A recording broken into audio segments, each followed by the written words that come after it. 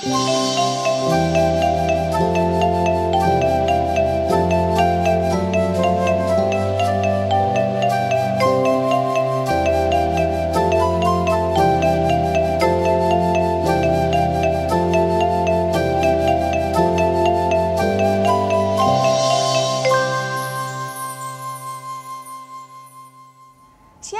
rekan-rekan pemuda yang dikasihi oleh Tuhan kita Yesus Kristus, dimanapun kalian berada pada saat ini, pastinya tidak mengurangi sukacita kita untuk memuji dan memuliakan nama Tuhan.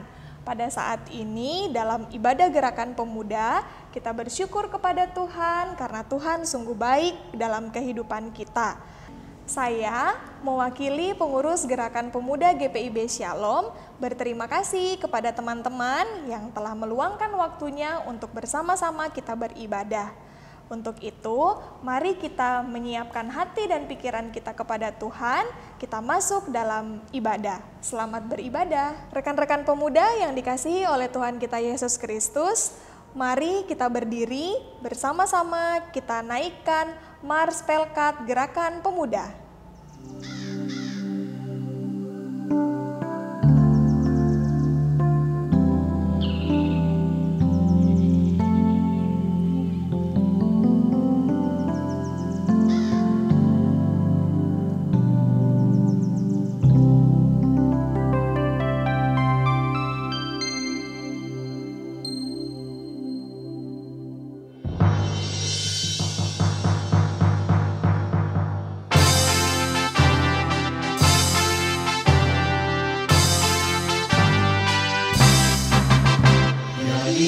Iman percaya pada Kristus Tuhan, kami pemudi dan pemuda melayaninya.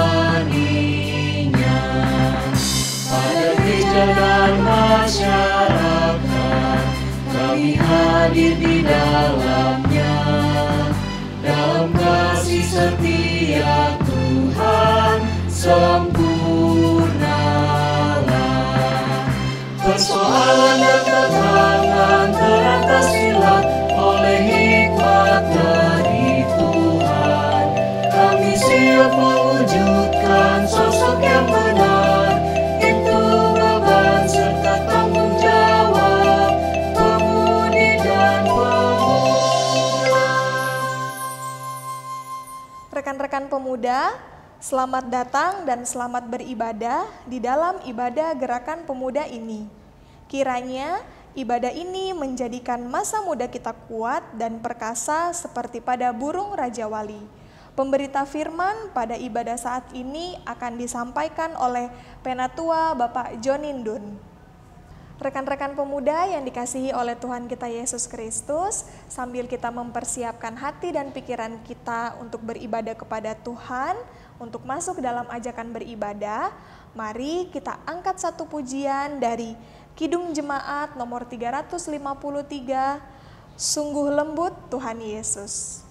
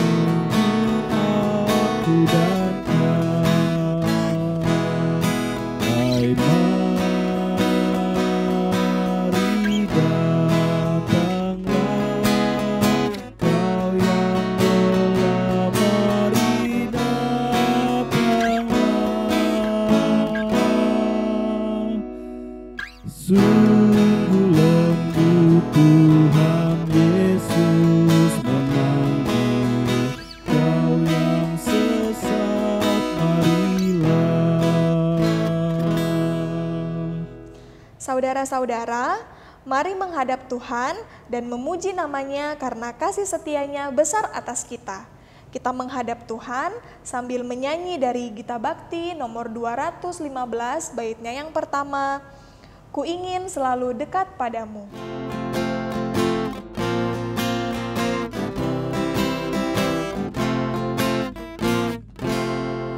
Ku ingin selalu dekat padamu, ikut kau Tuhan tiada jemu.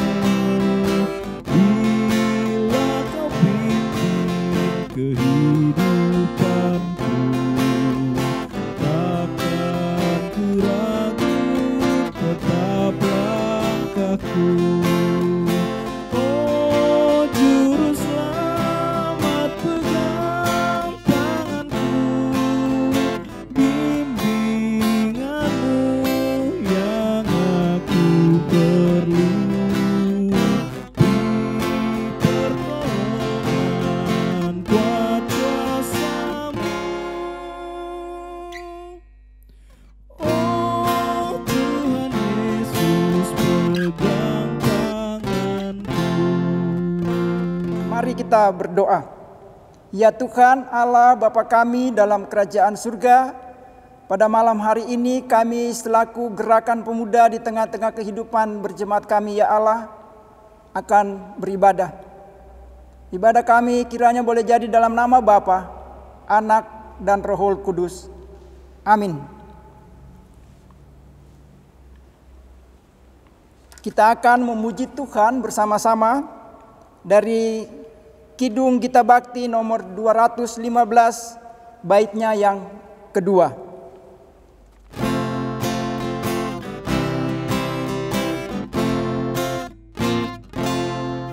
Gelap perjalanan yang aku tempuh, namun cerah berseri jiwaku.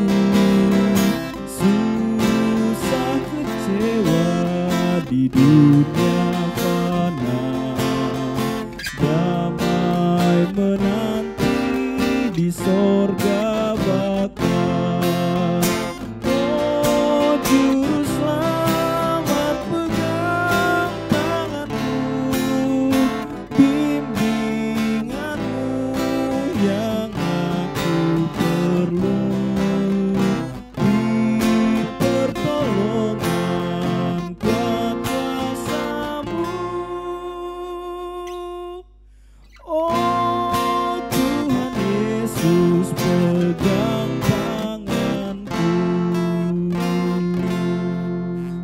Rekan-rekan pemuda, kita masuk dalam Mazmur Pujian yang terambil dari Mazmur pasal yang ke-79, ayat yang pertama hingga yang ke-7. Mazmur pasal yang ke-79, ayat yang pertama hingga yang ke-7 yang menyatakan, Ya Allah, bangsa-bangsa lain telah masuk ke dalam tanah milik-Mu, menajiskan bait kudus-Mu, membuat Yerusalem menjadi timbunan puing. Mereka memberikan mayat hamba-hamba-Mu sebagai makanan kepada burung-burung di udara, daging orang-orang yang Kau kasihi kepada binatang-binatang liar di bumi. Mereka menumpahkan darah orang-orang itu seperti air sekeliling Yerusalem dan tidak ada yang menguburkan. Kami menjadi celah bagi tetangga-tetangga kami, menjadi olok-olok dan cemooh bagi orang-orang sekeliling kami. Berapa lama lagi ya Tuhan, Engkau murka terus-menerus dan cemburumu berkobar-kobar seperti api? Tumpahkanlah amarah-Mu ke atas bangsa-bangsa yang tidak mengenal Engkau, ke atas kerajaan-kerajaan yang tidak menyerukan nama-Mu, sebab mereka telah memakan habis Yakub dan tempat kediamannya mereka hancurkan. Rekan-rekan pemuda, untuk merespon Mazmur pujian kita angkat satu pujian dari Gita Bakti nomor 40 bait yang pertama dan yang ketiga, Kasih dari Tuhanku.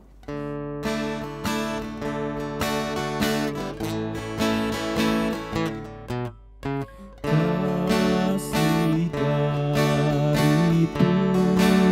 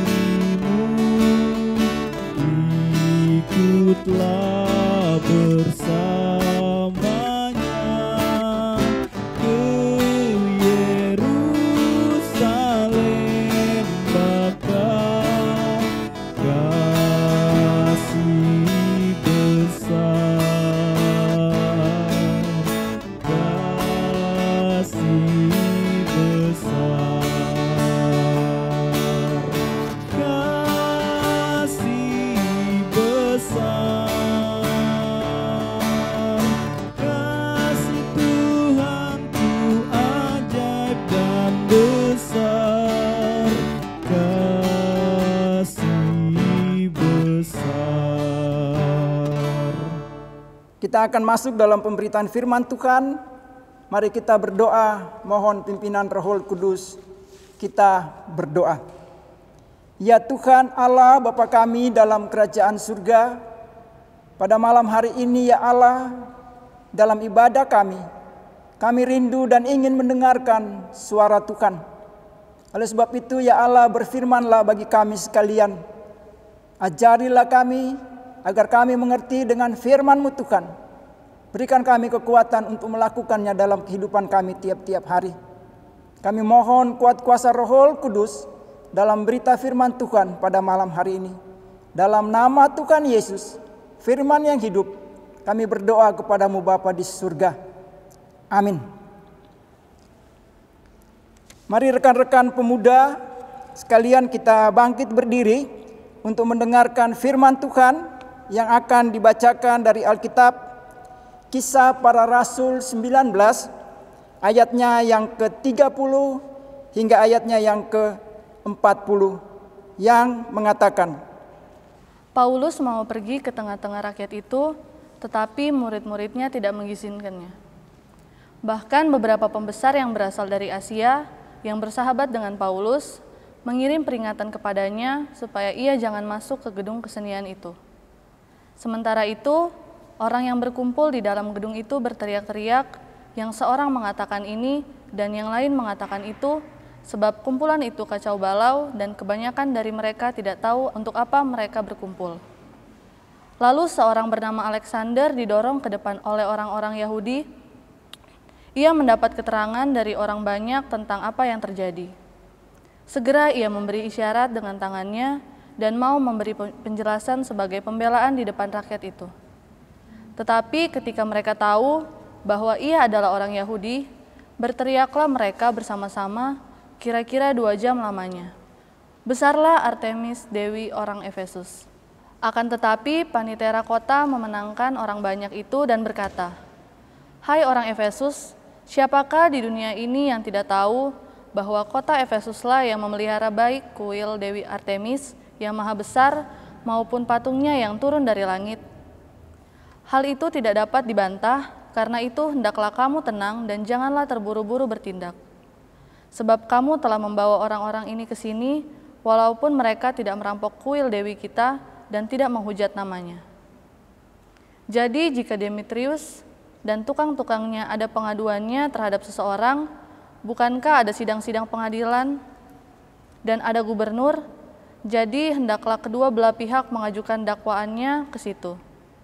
Dan jika ada sesuatu yang lain yang kamu kehendaki, baiklah kehendakmu itu diselesaikan dalam sidang rakyat yang sah.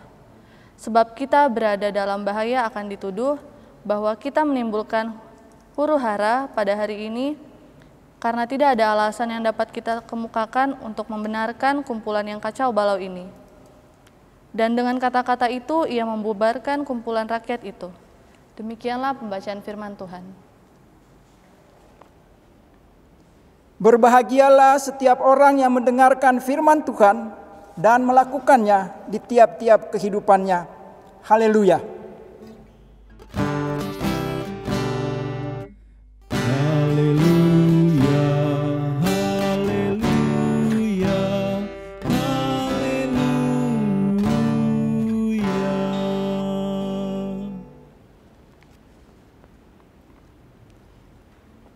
Rekan-rekan pemuda yang seiman dalam kasih sayang Tuhan Yesus Kristus. Kalau kita bersama-sama telah membaca kitab Kisah Para Rasul dari pasalnya yang ke-19, ayatnya yang ke-30 hingga dengan ayatnya yang ke-40, maka rekan-rekan pemuda akan mendapati beberapa hal yang akan kita pelajari bersama-sama pada malam hari ini. Khususnya rekan-rekan pemuda yang seiman dalam kasih Tuhan Yesus Kristus. Jika saja kita melihat pembacaan kita sebaiknya mengambil bacaan itu secara utuh, sehingga kita akan dapat mengikuti alur cerita dari bacaan kita pada malam hari ini. Oleh sebab itu disarankan bagi kita sekalian untuk membacanya dari ayatnya yang ke-21 hingga ayatnya yang ke-40. Tapi pada malam hari ini kita akan berkonsentrasi pada pemberitaan firman Tuhan sesuai dengan arahan gereja kita bersama-sama.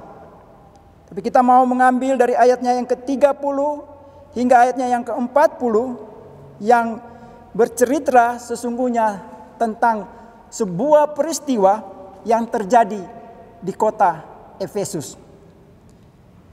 Mungkin rekan-rekan pemuda sebelumnya, dari rekan-rekan pemuda siapa yang mengetahui siapa penulis kitab Kisah Para Rasul? Karena kitab Kisah Para Rasul adalah satu bagian dari kisah di mana kita melihat ada begitu banyak pelayan-pelayan Tuhan, rasul-rasul Tuhan yang tercatat di dalam Alkitab, dan mengapa sesungguhnya mereka dicatat. Kita bisa mengambil sebuah contoh sederhana pada malam hari ini atau pada saat ini.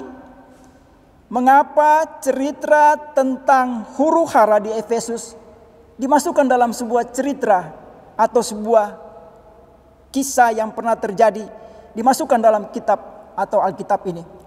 Kalau rekan-rekan pemuda membacanya, maka rekan-rekan pemuda tidak akan menemukan sesuatu yang menarik untuk kita baca atau untuk kita pelajari. Tetapi sesungguhnya ketika kita mau mempelajarinya dengan saksama, kita membacanya dengan lebih teliti, maka kita akan mendapati beberapa hal pelajaran yang amat sangat indah dari huru-hara yang terjadi di Efesus.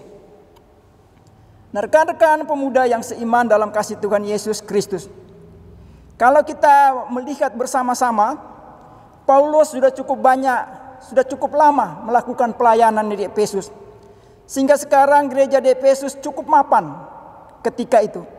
Dan karena itu, kalau kita melihat ayatnya yang ke-21, Paulus sudah juga bermaksud pergi ke kota lain untuk memberitakan firman Tuhan. Salah satu tujuan dari Rasul Paulus ketika ia sudah melakukan pemberitaan firman di Efesus, dia akan hendak pergi ke Roma. Tapi hal itu kita mau lihat apa yang terjadi ketika Rasul Paulus berada di Efesus. Kalau kita melihat ayatnya yang ke-30, maka Paulus mau pergi ke tengah-tengah rakyat itu, tetapi murid-muridnya tidak mengizinkannya. Dan kalau kita membaca seterusnya, oleh sebab itu konteks bacaannya kita harus membaca dari ayat sebelumnya. Katakanlah demikian, ayatnya yang ke-28.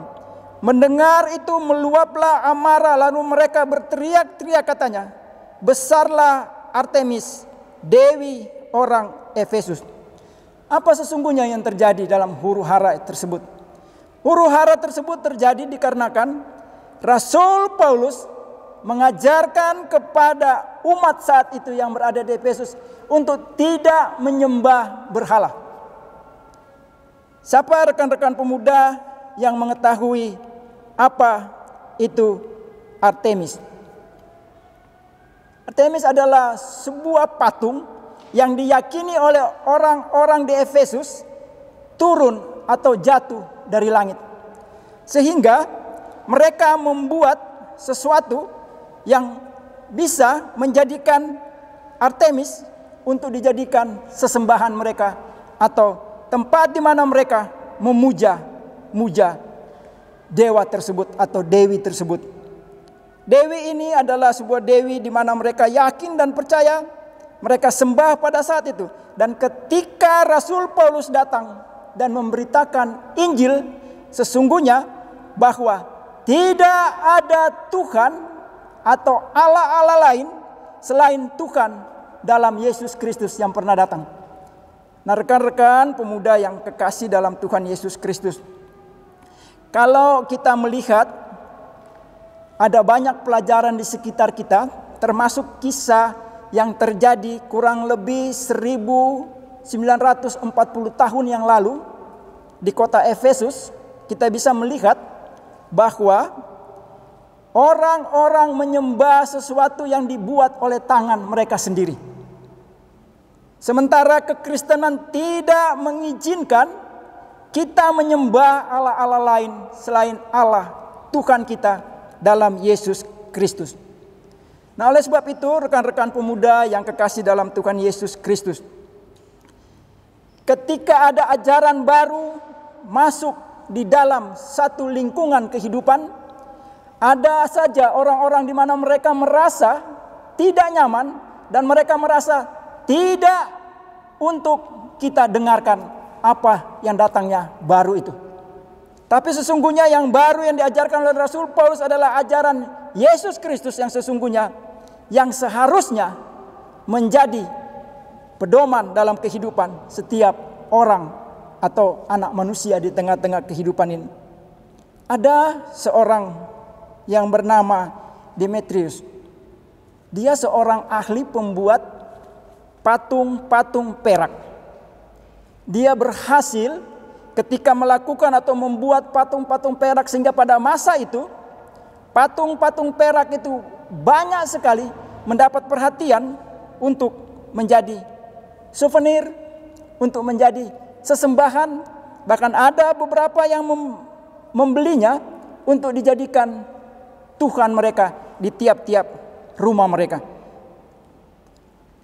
Nah, rekan-rekan pemuda yang kekasih dalam Tuhan Yesus Kristus, Demetrius adalah salah satu dari antara pembuat patung perak tersebut.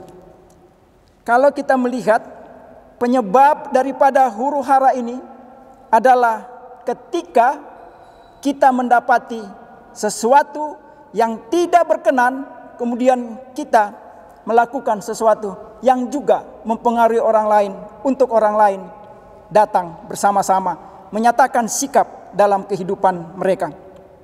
Nah, rekan-rekan pemuda yang kekasih, kalau kita melihat ayat demi ayat, kita sekarang coba kita lihat ketika terjadi sesuatu perkara yang amat sangat besar. Di ayatnya yang ke-31 berkata, bahkan beberapa pembesar yang berasal dari Asia yang bersahabat dengan Paulus mengirimkan peringatan kepadanya supaya ia jangan masuk ke gedung kesenian itu.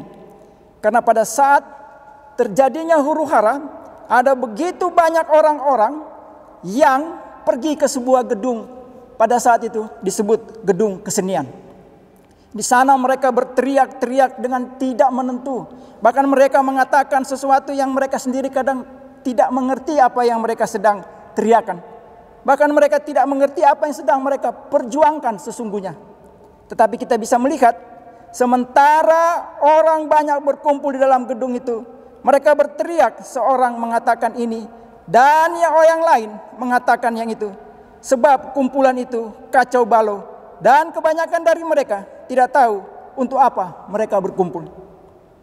Nah, kalau kita membaca ayat-ayat seterusnya, terjadilah hal-hal di mana Rasul Paulus sesungguhnya ingin pergi memberi penjelasan dalam gedung itu untuk meredakan situasi huru-hara itu. Tetapi ada nasihat, ada himbauan, ada yang mengingatkan untuk Rasul Paulus tidak usah pergi ke tempat itu. Nah, rekan-rekan pemuda yang kekasih dalam Tuhan Yesus Kristus, penanganan huru-hara adalah suatu hal yang harus dilakukan dengan hati-hati. Karena penanganan huru-hara ketika dilakukan dengan tidak hati-hati, dia akan menimbulkan huru-hara yang semakin besar. Kita melihat ada seorang dalam pembacaan ini yang bernama Alexander. Ketika dia mau menangani huru-hara pun dia ditolak. Karena apa? Karena ternyata orang-orang di Efesus mengetahui bahwa orang Yahudi juga menentang berhala. Yahudi merupakan kebangsaan dari Rasul Paulus. Oleh sebab itu, Yahudi dianggap sebagai sumber kekristenan. Tiba-tiba juga muncul seorang panitera yang akan menenangkan massa. Dia mulai memakai cara dia untuk memberi penjelasan kepada orang-orang banyak pada saat itu. Rekan-rekan pemuda yang kekasih, kalau kita melihat bahwa panitera ini memberi saran bagi mereka pada ayatnya yang ke-38, jadi jika Demetrius dan tukang-tukangnya ada pengaduan terhadap seseorang, bukankah ada sidang sidang pengadilan dan ada gubernur. Jadi hendaklah kedua belah pihak mengajukan dakwaan ke situ.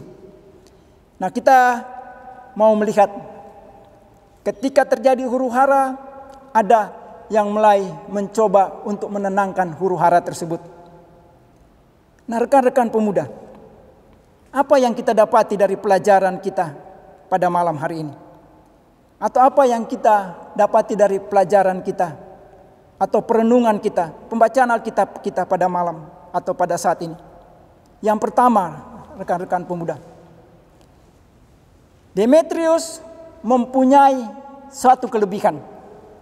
Demetrius adalah seseorang yang amat sangat berhasil ketika saat itu. Tapi lihat, ketika Demetrius merasa kepentingannya, kebutuhannya, usahanya, bisnisnya terganggu, maka ia mulai menjadi seseorang yang tidak lagi menggunakan akal sehatnya untuk memberitahukan orang-orang lain agar orang lain melakukan hal-hal yang baik. Tapi Demetrius di sini menjadi provokator. Demetrius di sini menyebarkan berita-berita yang tidak benar untuk memancing orang lain, membuat huru-hara pada saat itu. Yang kedua, pelajaran yang kita dapat pada saat ini, yaitu kita bisa melihat bahwa ada banyak orang ketika mereka mendengar sebuah berita, tanpa berita itu mereka cek kembali atau melihat kebenaran dari sebuah berita itu, mereka terpancing untuk emosi. Dan yang ketiga, rekan-rekan pemuda yang kekasih dalam Tuhan Yesus Kristus, jangan berkelompok dengan orang-orang yang mudah terhasut. Sebagai anak muda, mari hindari percakapan atau berita-berita yang tidak mengandung kebenarannya. Ketika mendengar sebuah berita, janganlah kita cepat bersikap tanpa kita melihat kebenaran berita tersebut. Yang keempat, setiap persoalan dalam kehidupan, menurut pembacaan kita pada malam hari ini, ada tempat di mana kita bisa menyalurkan apa yang menjadi keluhan kita. Ada tempat di mana kita bisa menyampaikan sesuatu untuk menyelesaikan persoalan-persoalan dalam kehidupan kita. Kalau kita membaca, Bapak Ibu, rekan-rekan pemuda, jadi jika Demetrius dan tukang-tukangnya ada pengaduannya terhadap seseorang, bukankah ada sidang pengadilan, ada gubernur, jadi hendaklah kedua belah pihak mengajukan dakwaannya ke situ. Dan jika ada sesuatu yang lain yang kamu kehendaki, baiklah, hendaklah itu diselesaikan dalam sidang rakyat yang sah. Jadi keempat hal ini yang kita sebagai rekan-rekan pemuda bisa dapati. Dalam kehidupan nyata, peristiwa yang terjadi huru-hara pada tahun sekitar 1940 tahun yang lalu, kita bisa melihat bahwa itu menjadi tren pada masa kini. Apa peran pemuda pada masa ini? Apakah pemuda juga akan mengikut pola atau mengikut mental dari Demetrius? Dikarenakan kepentingan pribadinya, karena kantongnya tersentuh, karena usahanya terganggu, dan jika itu merasa rugi, maka ia akan melakukan sesuatu untuk memprovokasi orang lain. Kita bisa melihat situasi pada saat ini dalam kehidupan berbangsa bernegara, bahkan di tengah-tengah kehidupan pelayanan kita sekalipun. Kita bisa dapati jika orang-orang tertentu melakukan sesuatu hal dan mereka terusik, maka mereka akan memprovokasi orang lain. Dan pada akhirnya ada beberapa kelompok orang yang mendengar itu. Mereka pun ketika emosi mereka yang ditampilkan, maka mereka melakukan apa yang diinginkan oleh provokator. Nah, sebagai rekan anak-anak muda, kita hindari berkumpul dengan orang-orang yang seperti ini. Berkumpul dengan orang-orang yang tidak mau mengerti sesuatu dalam kehidupan ini sesungguhnya. berkumpul dengan orang-orang yang mudah terhasut. Jika ada persoalan, bukankah ada pengadilan? Bukankah ada aturan yang berlaku dalam kehidupan kita di tiap-tiap hari? Bukan saja di pemerintah, bangsa dan negara kita, di tengah-tengah kehidupan pelayanan pun. Jikalau rekan-rekan pemuda menemukan hal-hal yang membuat rekan-rekan pemuda tidak merasa nyaman, tidak merasa puas, tidaklah harus melakukan huru-hara dalam kehidupan ini. Baik di tengah-tengah kehidupan berbangsa dan bernegara, maupun di kehidupan berjemaat kita. Salurkanlah segala sesuatu dalam kehidupan ini pada tempatnya untuk mencari solusi yang terbaik, memecahkan persoalan yang ada. Oleh sebab itu rekan-rekan pemuda, jangan bermental Demetrius. Jangan pernah mau bermental Demetrius. Jangan mau berkelompok dengan orang-orang yang tidak mau mengerti satu dengan lainnya. Jangan pernah termakan hasut. Jangan pernah menjadi provokator dalam kehidupan ini. Dan jika ada masalah, datanglah dan selesaikanlah pada tempatnya. Rasul Paulus diserang dari berbagai pihak. Dan ketika itu, bisa saja Rasul Paulus tidak merasa kuat. Rasul Paulus merasa tidak berdaya. Tapi ada tangan Tuhan yang menolong Rasul Paulus.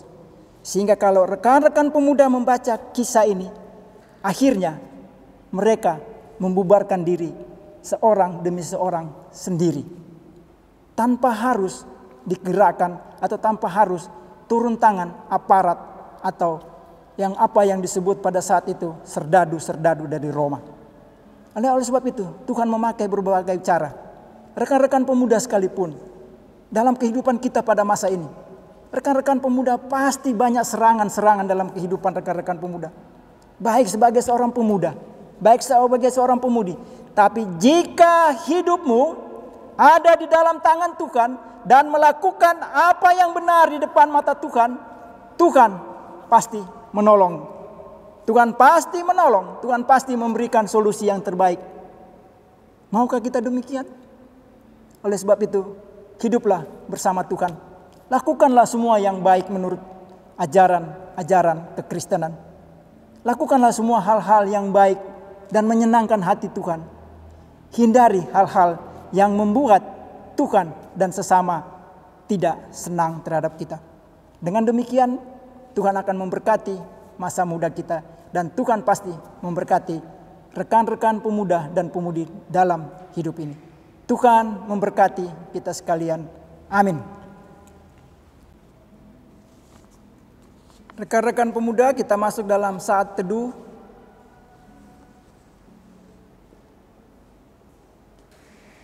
Mari kita memuji Tuhan bersama-sama dari Kidung Jemaat nomor 436, bait pertama dan baitnya yang kedua, Lawanlah Godaan.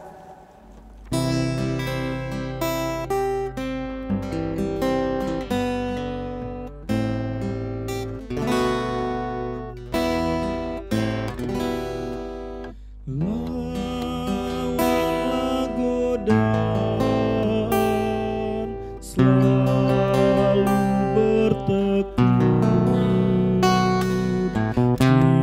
tiap kemenangan.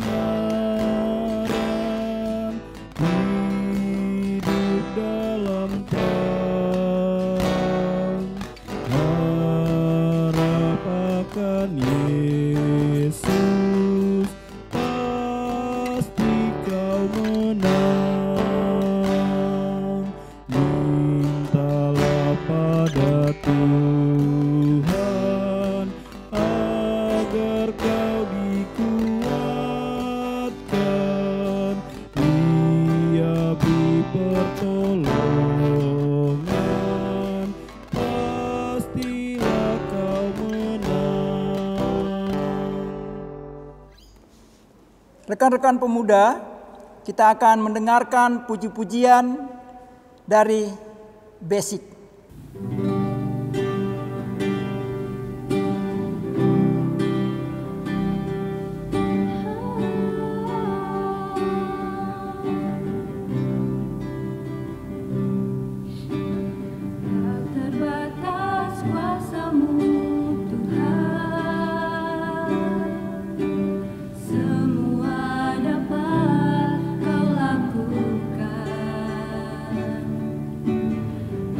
Yang kelihatan mustahil bagimu, itu sangat mungkin bagimu.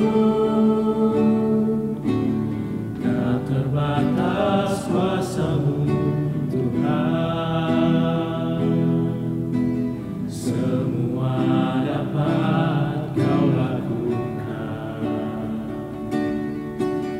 Apa yang kelihatan mustahil bagiku, itu sangat mungkin bagimu.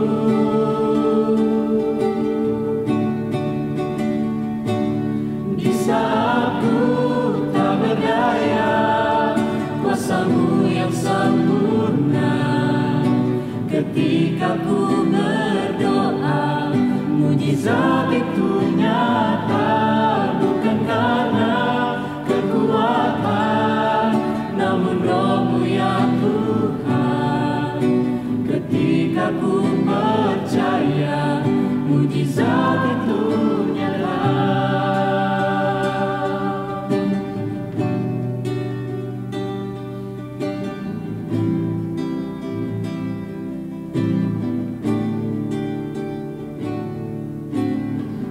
Terbatas kuasa-Mu Tuhan, semua dapat Kau lakukan. Apa yang kelihatan mustahil bagiku, itu sangat mungkin bagimu. Di saat ku berdaya, kuasa-Mu yang sempurna. Ketika ku berdoa, mujizat itu nyata, bukan karena kekuatan, namun Roh-Mu ya Tuhan. Ketika ku percaya, mujizat itu nyata.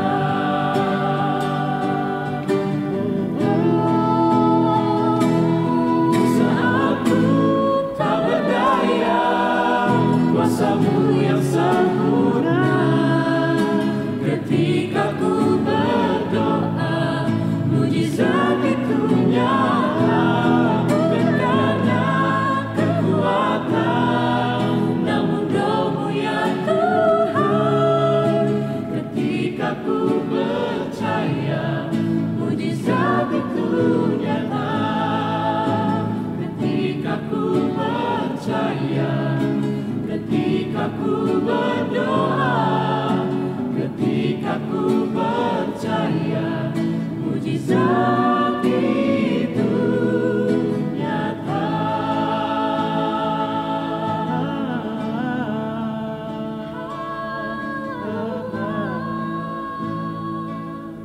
Mujizat itu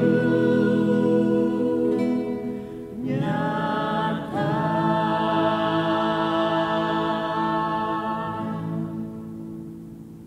Kita masuk dalam doa syafaat, dan doa syafaat akan kita akhiri dengan doa Bapa Kami, dan kita akhiri dengan doa Bapa Kami dan dosologi dari Kidung Jemaat 475. Mari kita berdoa. Ya Tuhan Allah Bapa Kami dalam kerajaan surga, pada saat ini Tuhan, kami selaku rekan gerakan pemuda, teman, rekan, sahabat dalam kehidupan gerakan pemuda di jemaat kami ya Tuhan, sudah boleh beribadah dan di dalamnya kami boleh mendengarkan suara Tuhan. Biarlah dari kisah huru-hara ini ya Tuhan yang terjadi di kota Efesus, boleh kami tarik pelajaran dalam kehidupan kami. Sehingga huru-hara yang pernah terjadi ya Tuhan, kami selaku anak-anak Tuhan, kami selaku gereja tidak ikut dalam hal-hal yang tidak Tuhan berkenan. Ya Bapa dalam kerajaan surga, terima kasih untuk firman-Mu. Pada malam hari ini ya Tuhan, kami mau berdoa untuk gereja Tuhan. Dimanapun gereja Tuhan dijadikan tempat untuk memberitakan firman Tuhan, Tuhan tolong berkati. Di tengah-tengah situasi kami pada saat ini ya Tuhan, di tengah-tengah situasi dunia pada saat ini ya Tuhan, di mana ada hambatan dengan COVID-19 ya Tuhan. Tapi kami yakin dan percaya pandemi ini ya Tuhan tidak akan pernah menghambat berita firman Tuhan. Kami tidak akan pernah berhenti ya Tuhan untuk menyampaikan dan beribadah kepadamu. Oleh sebab itu ya Tuhan, kami bersyukur kami selaku gerakan pemuda, kami masih tetap boleh beribadah pada saat ini. Biarlah Tuhan tolong gereja-gereja kami, seluruh gereja dimanapun berada ya Tuhan, dengan cara mereka masing-masing. Kami mau berdoa untuk gereja kami ya Tuhan, dalam kehidupan jemaat GPIB Shalom. Kami sebagai anak-anak muda ya Tuhan, kami mau mensupport, kami mau membantu, kami mau menolong, kami mau terjun dalam kehidupan pelayanan bersama-sama dengan semua unsur yang ada. Biarlah Tuhan tolong gerejamu, tolong para presbiter ya Tuhan, biarlah Tuhan tolong dan Tuhan berkati. Tuhan tolong pengurus-pengurus Pelkat ya Tuhan, khususnya pada tanggal 11 Oktober nanti ya Tuhan, kami berencana untuk mengadakan ibadah peneguhan pengurus. Biarlah seluruh pengurus yang telah Tuhan panggil, yang telah Tuhan pilih dan telah Tuhan akan utus mereka, Tuhan tolong lengkapi mereka masing-masing, sehingga mereka pada saatnya boleh melakukan hal bersama-sama di tengah kehidupan pelayanan ini. Tolong rencana kami ya Tuhan, sehingga pada tanggal 11 Oktober nanti peneguhan pengurus-pengurus Pelkat di GPIB Shalom Tuhan boleh terlaksana. Ya Bapa dalam kerajaan surga, kami mau mendoakan kehidupan kami selaku anak-anak muda. Ada begitu banyak tantangan pergumulan yang kami hadapi ya Tuhan. Bahkan ketika kami punya cita-cita ya Tuhan, ketika kami punya dambaan ya Allah, dambaan kami, apapun yang kami cita-citakan, kadang kala ya Tuhan, belum kami peroleh. Oleh sebab itu berilah kami ya Tuhan kesabaran untuk menanti jawaban-jawaban atas doa-doa kami. Tuhan mau mengajarkan kami supaya kami tetap setia mengandalkan Tuhan dalam kehidupan ini. Ya Bapa dalam kerajaan surga, Engkau melihat sekarang pada saat ini kami yang sedang menempuh pendidikan di bangku-bangku kuliah ya Tuhan, bahkan di tingkat-tingkat pendidikan yang ada sekalipun dari yang rendah sampai yang tertinggi ya Tuhan, sedang terhambat untuk adakan belajar mengajar tatap muka ya Allah. Ada banyak hambatan yang kami hadapi ya Tuhan. Oleh sebab itu Tuhan tolong kami, jika Tuhan berkenan, bolehlah kiranya ya Tuhan, jauhkanlah bangsa dan negara kami, dunia kami ya Tuhan, daripada pandemi ini ya Allah. Ya Bapa, kalau kami selaku anggota gerakan pemuda yang sedang membutuhkan pekerjaan, Tuhan tolong bantu kami. Tuhan tolong bukakan ladang-ladang pekerjaan, sehingga kami dapat bekerja ya Tuhan. Jika kami yang sedang bergumul karena sakit penyakit, Tuhan juga tolong kami. Biarlah Tuhan menyertai, Tuhan mau memberkati kami, sehingga dari dalamnya ya Tuhan kami memperoleh kesembuhan. Kami mendoakan ya Tuhan sesama kami, mereka yang terbaring sakit dimanapun dengan sakit apapun yang sedang mereka alami. Ya Tuhan, ya Allah, jika Yesus Kristus adalah Tuhan kami, kami juga yakin Tuhan melalui bilur-bilur-Mu ya Yesus Kristus, mereka boleh Tuhan tolong. Oleh sebab itu Tuhan tolong para medis, Tuhan tolong obat-obatan yang ada, sehingga dari dalamnya ya Allah kesembuhan dapat mereka peroleh. Ya Bapa dalam kerajaan surga, Engkau melihat juga gerakan pemuda kami ya Tuhan. Ada banyak hal yang sedang kami rencanakan dalam satu kesatuan gerakan pemuda, Pelkat gerakan pemuda ini ya Tuhan. Biarlah Tuhan menolong kami ketika nanti pemimpin, pengurus yang terpilih ya Tuhan, boleh bersama-sama dengan seluruh anggota, kami bahu-membahu melaksanakan tugas panggilan pelayanan di tengah-tengah kehidupan, khususnya di jemaat kami di Salom ini ya Tuhan. Ya Bapa dalam kerajaan surga, tolong sesama kami di sekitar kami. Tuhan juga mau berkati mereka, Tuhan juga mau menolong mereka. Supaya dalam kehidupan ini ya Tuhan, kami ada saling tolong menolong. Tolong bangsa dan negara kami ya Bapa. Biarlah para pemimpin bangsa dan negara kami, Tuhan kasihani, Tuhan berikan akal budi hikmat kebijaksanaan kepada mereka. Sehingga segala sesuatu yang mereka lakukan untuk kebaikan kehidupan berbangsa dan bernegara kami. Tolong TNI kami, tolong kepolisian kami, tolong semua aparat pemerintah kami ya Tuhan. Bahkan Tuhan mau menolong juga seluruh perangkat-perangkat pelayanan di tengah-tengah kehidupan berbangsa dan bernegara. Bahkan di tengah-tengah kehidupan kami di kota Balikpapan. Kami bersyukur ya Tuhan, kota kami tetap ada dalam kasih sayang Tuhan. Kota kami tetap Tuhan pelihara sehingga kami boleh hidup satu dengan lainnya saling hormat menghormati. Khususnya ya Tuhan, kami juga mau berdoa untuk program kota kami di mana akan memilih pimpinan baru nanti ya Tuhan. Jadilah kehendak-Mu dalam kehidupan berbangsa bernegara kami di kota kami, khususnya kota Balikpapan. Biarlah ya Tuhan, campur tangan-Mu yang baik untuk pemerintah kami, sehingga pemerintah kami boleh mengayomi kami sekalian, dan kami boleh menjadi warga kota Balikpapan yang baik ya Tuhan. Ya Bapa dalam kerajaan surga, ada banyak hal yang ingin kami sampaikan kepadamu, tapi biarlah kiranya Tuhan tetap mengajar kami, supaya kami tetap senantiasa hidup, selalu bergantung kepada Tuhan semata-mata. Inilah suruh doa kami ya Bapa.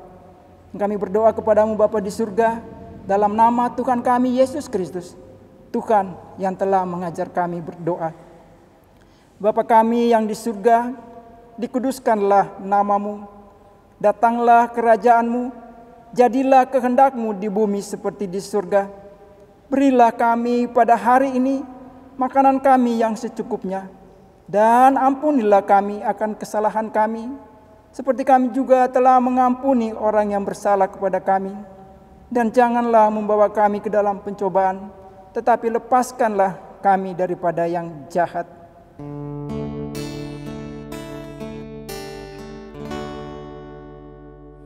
Karena Engkaulah yang mempunyai kerajaan dan kuasa dan kemuliaan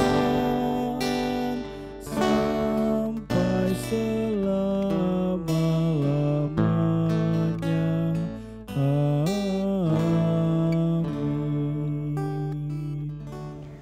Rekan-rekan pemuda yang dikasihi oleh Tuhan kita Yesus Kristus, mari kita mengucap syukur kepada Tuhan dengan memberi persembahan kepadanya.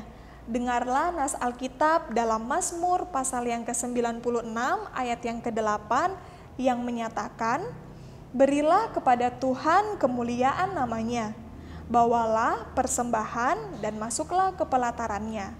Tuhan memberkati saudara dan persembahan saudara.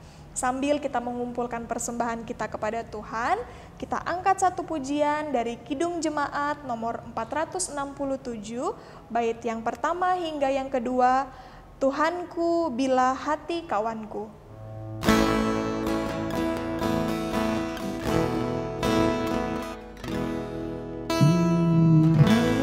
Tuhanku bila hati kawanku terluka oleh tingkah ujarku dan kehendakku jadi pandang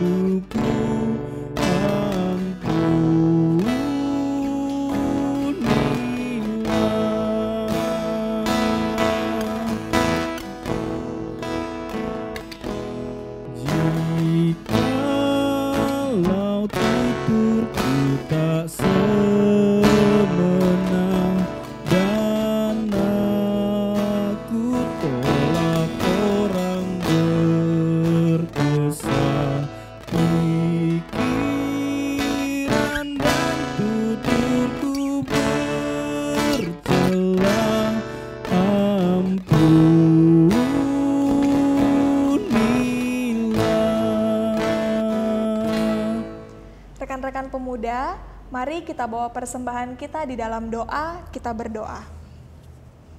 Kami bersyukur kepadamu Tuhan untuk cinta kasih sayang Tuhan di dalam kehidupan kami yang tidak pernah berkesudahan. Pada saat ini ya Bapa, sebagai ungkapan syukur kami telah memberikan persembahan yang kami tahu ini semua berasal daripadamu. Untuk itu Bapa, kiranya apa yang telah kami berikan ini boleh berkenan di hadapan-Mu, dan Tuhan pakai orang-orang yang akan mengelola persembahan ini agar mereka bisa mengelolanya dengan baik, dan itu hanya untuk hormat dan kemuliaan nama-Mu. Terima kasih Tuhan Yesus, di dalam nama-Mu kami telah berdoa dan bersyukur kepada Tuhan. Amin. Rekan-rekan dipersilakan duduk kembali. Rekan-rekan pemuda, sebagai Warta Pelkat kita pada saat ini, saya mewakili pengurus Gerakan Pemuda GPIB Shalom mengucap syukur dan berterima kasih kepada Tuhan karena Tuhan boleh menyertai kehidupan kita. Dan saya juga berterima kasih kepada setiap yang terlibat di dalam jalannya kegiatan ibadah kita pada saat ini. Dan terima kasih juga tentunya untuk rekan-rekan pemuda yang masih setia dalam mengikuti setiap kegiatan Gerakan Pemuda GPIB Shalom. Di sini saya mengajak rekan-rekan pemuda untuk selalu aktif dalam setiap apapun yang menjadi program dalam Gerakan Pemuda GPIB Shalom, dan pastinya teman-teman juga jangan lupa untuk selalu hadir dalam sharing Sabda Bina Pemuda kita yang kita selalu laksanakan di hari Selasa di jam 7:30 malam. Untuk info-info selanjutnya boleh teman-teman lihat di grup Gerakan Pemuda GPIB Shalom atau di Instagram @gp_gpib Shalom. Terima kasih, Tuhan Yesus memberkati kita semua. Kita akan masuk dalam amanat pengutusan. Biarlah rekan-rekan pemuda kembalilah dalam kehidupan sehari-hari dan lakukanlah firman Tuhan yang telah kita dengar. Agar dengan firman Tuhan kita jadikan landasan yang baik dalam kehidupan kita bersama-sama. Pergilah dalam damai sejahtera Allah dan lakukanlah firman Tuhan yang sudah kamu dengar. Kita memuji Tuhan bersama-sama dari Gita Bakti nomor 68, bait pertama dan baitnya yang kedua. Haruslah Yesus sepenuhnya.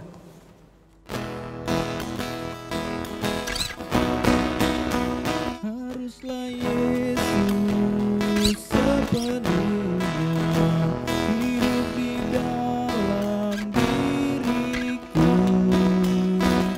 dalam kata dan tindakan, waktu tidur atau jaga, Yesus hidup dalamku.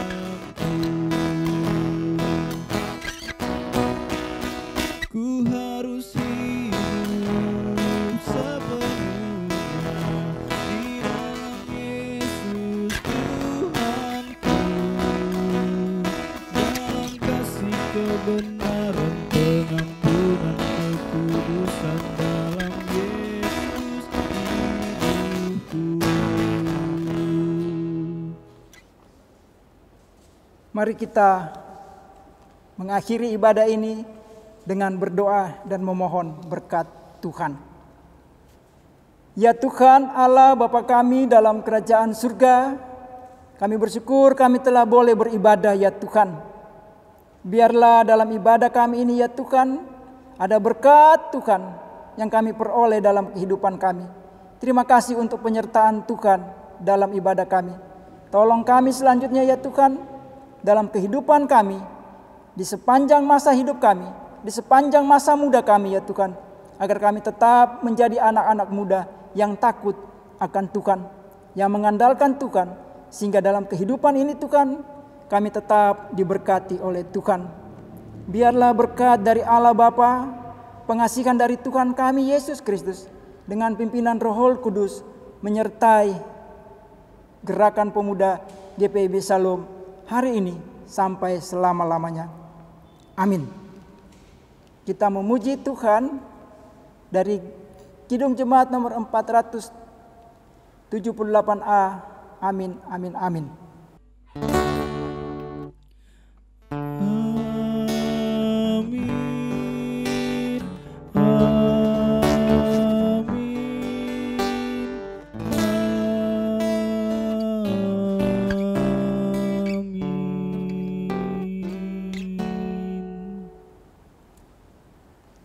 Ibadah kita selesai.